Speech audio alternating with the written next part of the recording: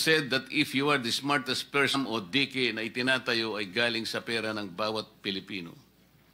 Bilang mga mambabatas, responsibilidad po nating magsulong ng mga kaukulang batas na makapagpapabago sa mga nakalakaran sa gobyerno para sa ikabubuti ng bansa. Hindi tayo narito bilang hukom na uusig sa mga naglipa ng kawatan, kundi tungkulin nating alamin at usisain ang pinaggagamitan ng ating pinasang tao ng budget. It is our duty to get to the bottom of this. Kahit sisirin pa natin ito kung kinakailangan. No stone shall be left unturned and no one shall be spared.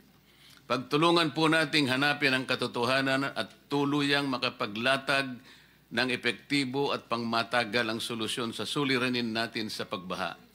Kahit mahirap o tila imposible, pero sa tulong ng bawat isang Pilipino na may pakialam at pagmamahal sa kanyang bansa, ito ay tiyak nating may pagtatagumpay.